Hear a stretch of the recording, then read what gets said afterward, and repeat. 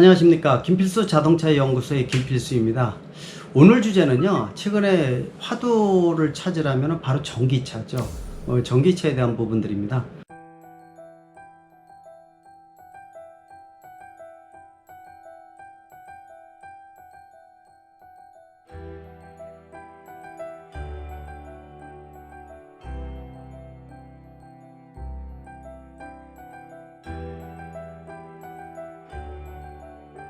가장 독식을 한 메이커 하면은 테슬라의 모델 3라고 볼 수가 있죠. 올해 전반기에만 7,000대가 판매됐고요. 올해 후반에 공급량이 어떻게 되느냐에 따라서 2만 대가 넘어갈 것으로 예상을 하고 있습니다. 그만큼 가성비가 상당히 좋은 장점도 있다는 것이죠. 특히 이제 이 전기차의 구입에 있어서 꺼려하는 것들의 가장 큰 이유 중에 한 가지는 아직도 충전 시설이 눈에 많이 안 띈다는 거, 불편한 부분이 있다는 것이 가장 문제라고 볼 수가 있고요. 또 충전 타입이 세 가지 타입이다 보니까 국내에서 충전기에서 이거를 찾는 것도 하나의 그 방편이 필요하기 때문에 이런 부분들도 불편함을 가중시킨다고 볼 수가 있습니다. 물론 최근에 탑재되는 충전기는 이 세 가지를 한꺼번에 모두 충전시킬 수 있는 통합형 충전기가 많이 보급되는 부분들은 상당히 긍정적으로 보고 있습니다. 그럼에도 불구하고 충전 시설에 대한 고민은 완전히 해소되기는 어렵다고 볼 수가 있습니다. 그러다 보니까 내가 충전기가 전기차를 구입해서 실제로 충전시킬 수 있는 부분들이 편한지를 먼저 우선적으로 보고요. 또 주변에 공공용 충전기가 얼마큼 보급되어 있는지를 확인하는 것도 중요하다고 볼 수가 있습니다. 우리가 올해 들어와서요, 국내에서 급속 완속 공공용 충전기가 5만 기를 넘어가고 있습니다. 상당히 중요한 의미를 가지고 있죠. 그만큼 주변에 상당히 많이 있다고 볼 수가 있는데요.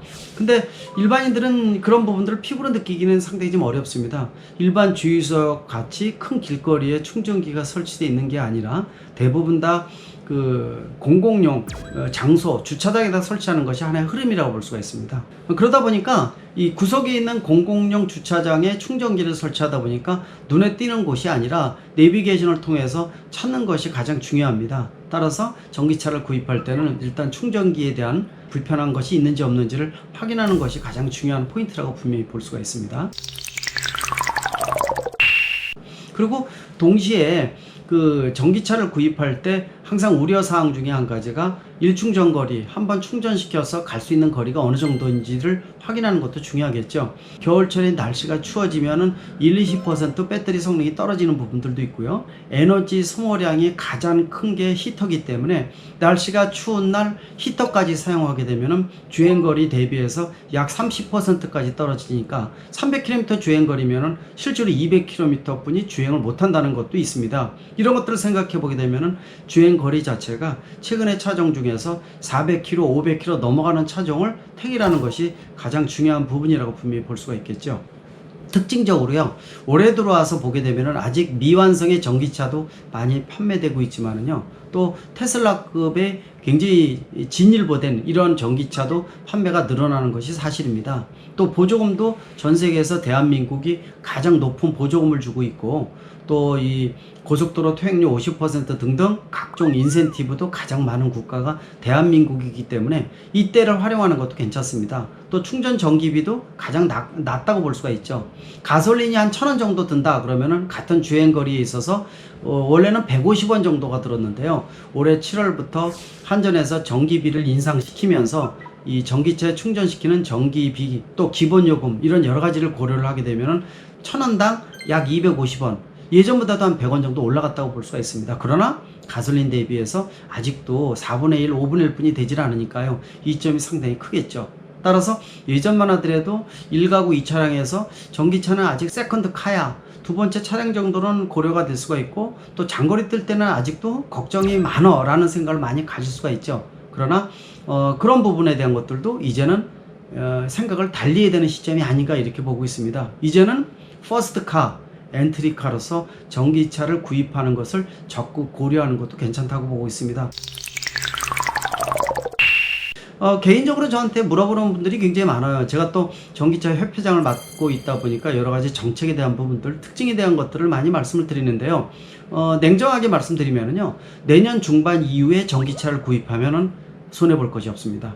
지금 인센티브 같은 것들도 내년에도 괜찮다고 보고 있습니다. 이 정부의 보조금이 물론 중앙정부도 올해는 800만원, 또 지자체에서 한 400만원에서 6, 700만원까지 주기 때문에 평균 한 1,300~400만원 정도를 올해 보조금으로 주고 있습니다. 근데 내년에는요, 좀 줄어들 것으로 예상을 하고 있어요. 한 200에서 300만원 줄어듭니다. 또 전기비는 이미 올랐다고 볼 수가 있겠죠. 그럼에도 불구하고 내년을 권장하는 이유는요, 내년 여름부터는 상당히 수준 높은 전기차가 많이 출시될 것으로 좀 보고 있습니다.